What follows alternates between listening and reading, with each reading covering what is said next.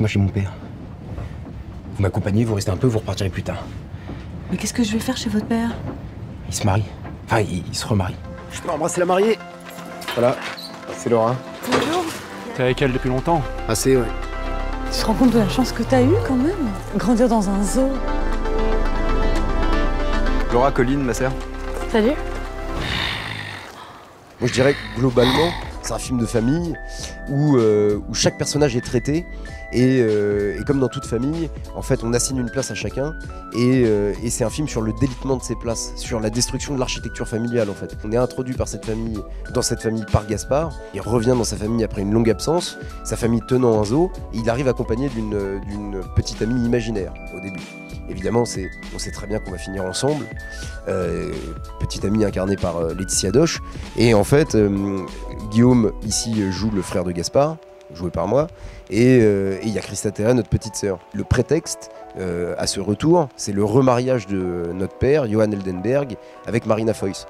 Et en fait, cette famille va imploser, et je dirais que c'est sur la fin d'un monde, c'est un film sur la fin d'un monde, la fin d'un monde de l'enfance, un paradis perdu. Parce que le zoo commence à fermer ses portes, les animaux disparaissent, et donc l'enfant disparaît avec ce monde. C'était très dur de réussir ce mélange entre le conte, le fantastique, quelque chose de très onirique, et en même temps dans un milieu très réaliste, avec des mecs qui travaillent, très terriens, qui travaillent avec les animaux et tout ça, et le mélange des deux, c'était pas gagné d'avance que ça existe, que ça puisse coexister. Les contes réussis, c'est quand ils partent d'un truc très concret, je trouve. Le fait de voir des gens travailler, que le zoo ne se soit pas arrêté, qu'on se laisse pas totalement séduire et embarquer par le côté fantastique de l'histoire et du propos, de voir des gens qui clairement sont au travail, des vétérinaires qui vont s'occuper des animaux, des gens qui ramassent leurs excréments, des trucs aussi concrets que ça ramenait du réel, nous, dans notre jeu. Voilà.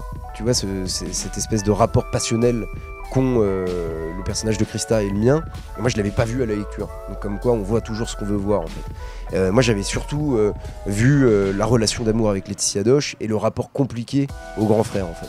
En fait Anthony, de toute façon, moi j'avais vu ses deux premiers films, je les aimais, et donc déjà j'étais flatté et honoré qu'il veuille faire appel à moi. Donc je suis parti déjà à peu près conquis. Ensuite la lecture du scénario a fini de me convaincre.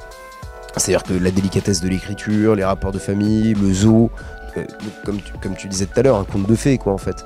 Quelque chose, mais comme dit Guillaume, un truc très réel qu'on infuse dans un monde plus fantaisiste, plus fantasmé, plus fantastique, plus voilà. Donc ça faisait plaisir. J'ai été conquis tout de suite par lui, par son écriture, c'est très rare quoi. Il aime la langue déjà, c'est très bien dialogué, c'est très bien pensé, je trouve ça très drôle. Et en plus, je trouve que c'est un film très poétique et ça se voyait dès le scénario dans le sens où il pose aucune morale, aucun jugement moral sur ses personnages. Donc il les aime avec tout ce qu'ils ont tout ce que les gens n'aiment pas d'habitude chez les gens, et lui c'est ce qu'il aime quoi. Donc il met beaucoup d'amour là-dessus et je trouve que ça donne un film où on sort, on a envie d'être amoureux. Ouais. Faut souligner la ténacité d'Anthony Cordier, qui a rien lâché et qui en fait a un désir et n'a rien cédé sur son désir pour faire ce film-là.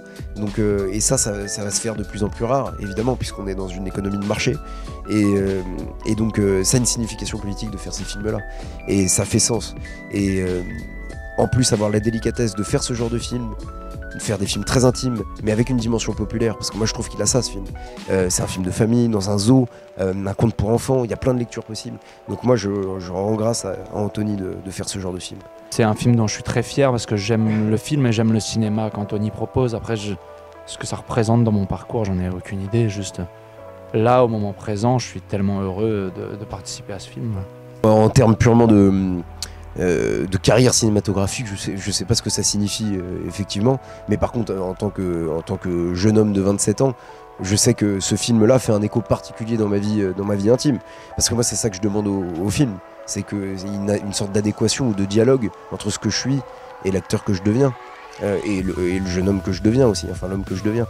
Donc voilà, je demande au film, moi, de m'apporter des réponses, enfin non pas des réponses, mais en tout cas de m'expliquer un peu le chaos dans lequel on est tous embarqués, quoi, voilà, qui s'appelle la vie.